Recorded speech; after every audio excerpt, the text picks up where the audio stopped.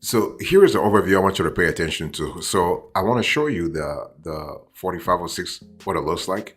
So this is how it looks like. So on line 1A, you put your first name and last name, and 1B, you put your social. And if you're filing this for a joint return, then you have to put your spouse's name also on 2A and 2B. But in our case here, for sake of simplicity, I'm just doing this as a single filer. So this is not really a joint return. And on line 3, you put your current address, so your street, your city, your zip, and your state. Pretty straightforward here. Now, line 4A is line 4 rather, is kind of important because if you had, let's say you have changed addresses in the last few years, you want to actually provide some kind of context to the IRS so they can locate your file. So in our case here, again, for the sake of simplicity, we are assuming that you didn't actually move to another state or whatever in the last 3 or 4 years, or 5 years for that matter. So line 4A, not applicable. Line 5, and this actually is kind of important because there are cases where you can have a mortgage lender, you can have a regular lender like a bank, or you can have an insurance company that just wants to verify that you actually have filed your taxes, and they also want to verify your the income that you are reporting to them is actually accurate. So they will actually ask you to get a 4506. So in that case, you will actually instruct the IRS to mail the form directly to a third party. So in this case, it will be a mortgage company, it will be a lender, or whatever it is. It can be it can be part of a contract, a contractual party. So they just want to verify your income and other stuff. Okay. So line 6, you have to actually specify the form that you want to verify. It can be 1120, it can be 941, it can be 1040. In our case here, we put 1040. And line 7, pretty self-explanatory. So you have to put the year or period requested. So we listed here all the years that we wanted the IRS to provide information about. So 2015, 2016, 2017, 2018, and 2019. By the way, boss, welcome back to the show. It's really a pleasure to have you here. Make yourself comfortable. You are going to enjoy today's conversation.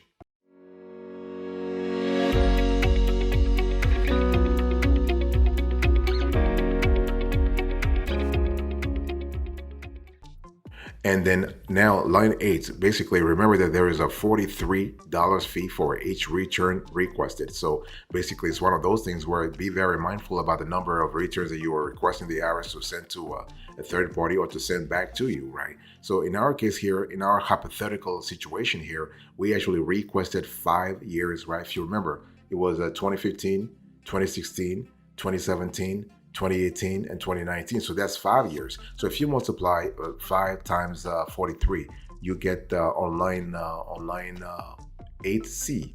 That's $215. So it's pretty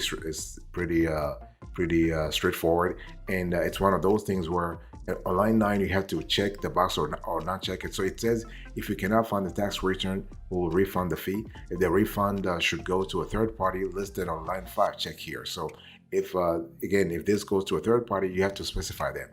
And then once you do, you go to the bottom here, you have to actually sign. This is important. If you don't sign, they're not going to do anything, okay? So basically, it says here, signatory attests that he or she has read the attestation clause, and upon so reading, declares that he or she has the authority to sign the Form 4506.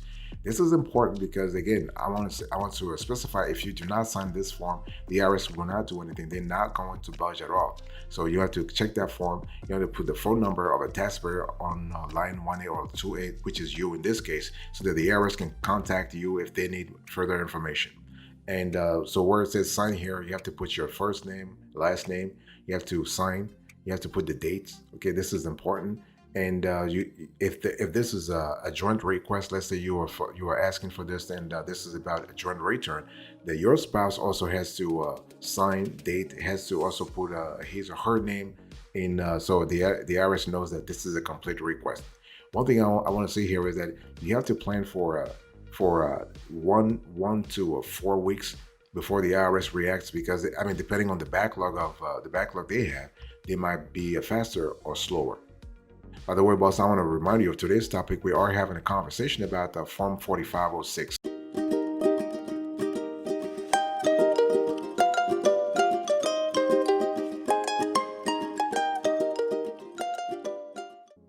here is the approach I really want you to think about. So when we talk about the Form 4506, we're speaking about the request for a copy of tax return, right? And it's really important to understand that the purpose of this form is plural. So Form 4506 serves several purposes.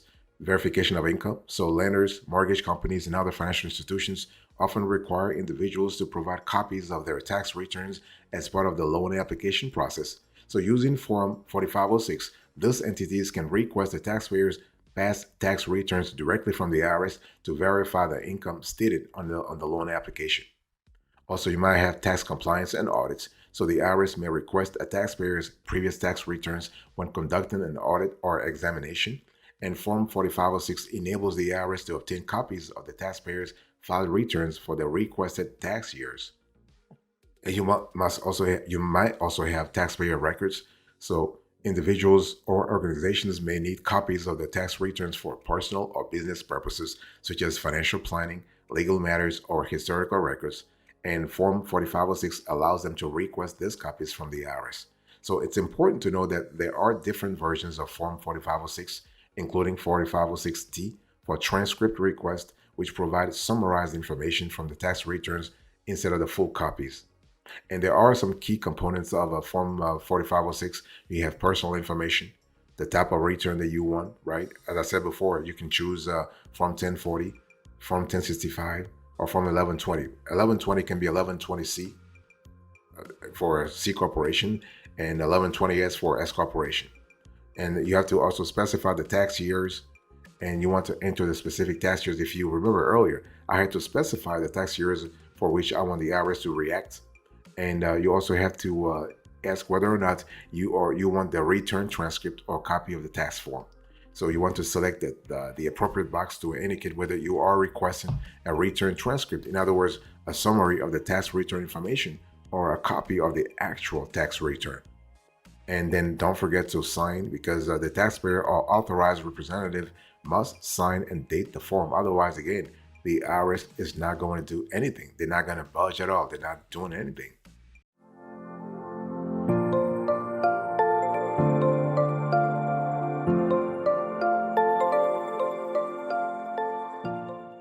Let's talk about the benefits of Form 4506, because there are some benefits of filing Form 4506. First of all, verification of income. This really is really fantastic. Form 4506 allows individuals and organizations to obtain official copies of their tax returns, which can be useful for various purposes, including verifying income for loan applications, mortgage refinancing, student financial aid, or rental applications. And again, here I want to insist on the fact that we are speaking about official copies of the tax returns, because it's coming from the IRS, so it can be more official than that. Then you have a tax return reconstruction. So in some cases, taxpayers may need to recreate their tax returns due to loss or destruction of their records. By submitting Form 4506, individuals can obtain past tax return copies and use them as a reference to reconstruct their financial information accurately.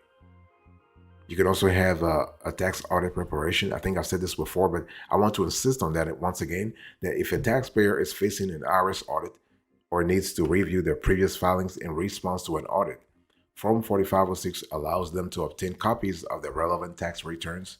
And these copies can help individuals prepare and gather the necessary documentation to support their tax positions and comply with the audit request. And also another benefits where you actually can avail yourself of Form 4506 is when it comes to amending tax returns.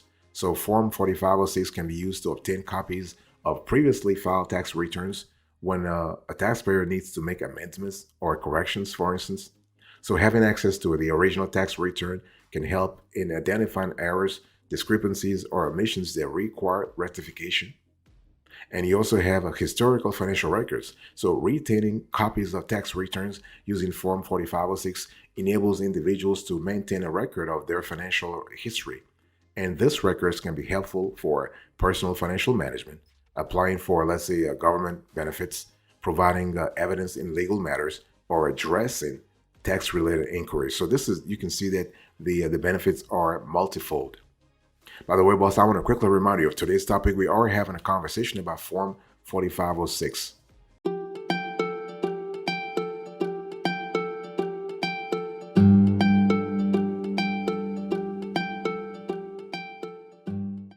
Let me give you a few pro tips here. It's really important to understand that, when you complete Form 4506, you got to really have a specific strategy. First of all, you want to obtain the form, right? You can download the form directly from the IRS website, or you can request a copy by calling the IRS at 1-800-829-3676. 1-800-829-3676. And so once you get the form, you want to fill in the taxpayer information. So you want to provide things like your first name, last name, your social, pretty straightforward, and the tax year or years you are requesting information for. And you want to choose the type of transcript or return requested, right? And you want to enter the tax form, the tax return information. So again, as I said before, it can be 1040, it can be 1048. It can be 1120, it can be 941, so on and so forth. And you got to really specify the purpose of the request. So, this could be mortgage application, student loan application, etc. And you want to sign actually and date the form. What I want to say here is that you also have to provide, in some cases, your third-party designing information. So if applicable, let's say you want to authorize the third party to receive the information on your behalf, you got to complete Section 9 by providing their name, phone number, and any other requested details. And so this step is actually optional, but it is, in some cases, it could be really interesting. And you just submit the form. Now, one thing I need to say, that before you submit the form, make a copy of the completed Form 4506 for your records and send the original to the appropriate IRS address based on your location. And the address can be found in the instructions accompanying the form. Ensure you include any required payments if applicable. It's one of those things, again, where you have to, it's all about your paper trail, your documentation, your evidence, and it's one of those things where you have to really make sure that you are actually paying attention to everything that matters to your situation, and especially the request, the person or the organization the request is coming from, whether it is a lender, whether it is a government agency, whether it is a student loan organization, or that's just anything that really matters. You have to really keep the proper paper trail.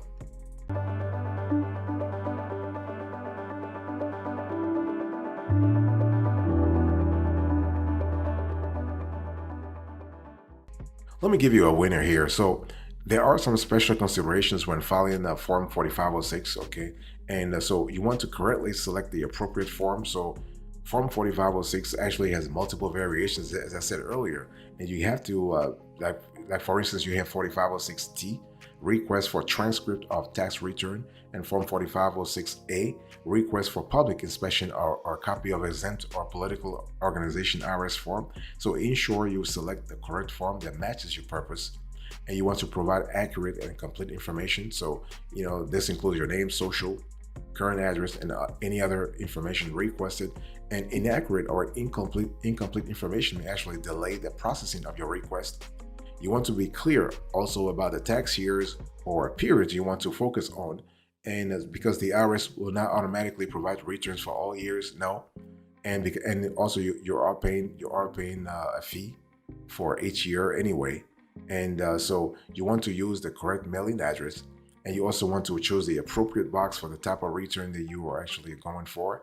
And it's one of those things where, again, when I'm talking about the processing fees, I think I showed you earlier that for this year the fees were $43 per return.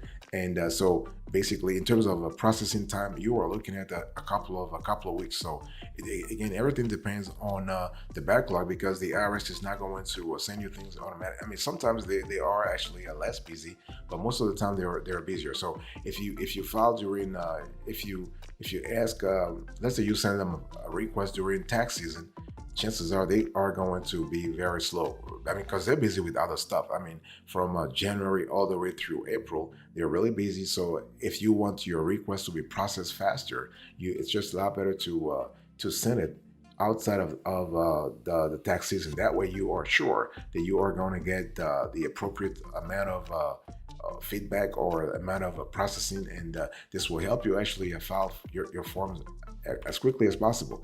One thing I also want to say here is that when you're actually filing this form, make sure that you keep records. You got to keep copies of your submitted form. You never know.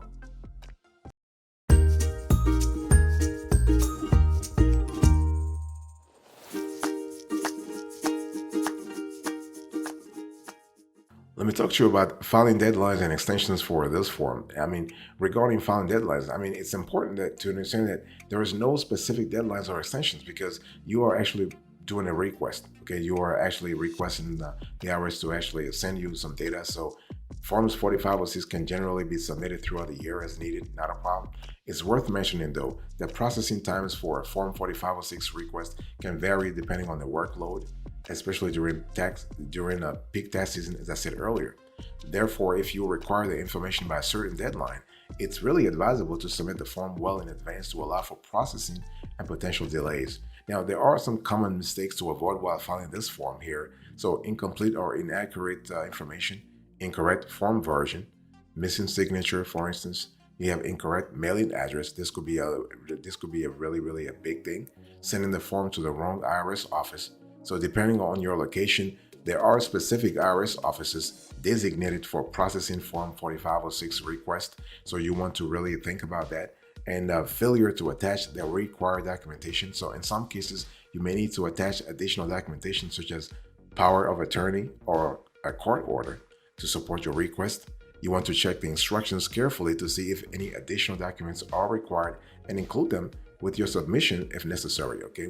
And also incomplete or incorrect reasons for the request. So you want to provide a clear and accurate reason for your request. So whether you need the tax return copies for personal use, loan applications, or other purposes, ensure that you select the appropriate reason code and provide any necessary additional let's say information.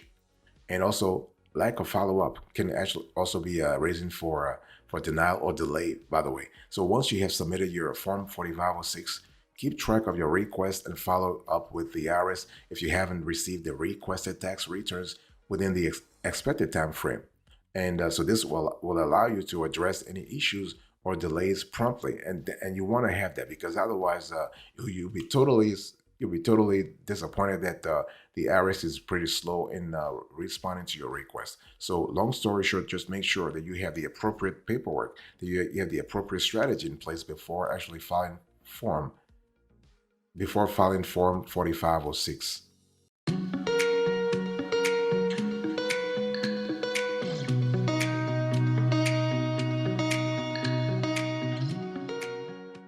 Thank you so much for your attention. I really appreciate it. Let's quickly do a recap here. So in today's conversation, I really showed you the overview of the form and also the approach you need to follow. And finally, gave you a few pro tips and also a winner when it comes to making sure that you avoid certain mistakes when filing this form.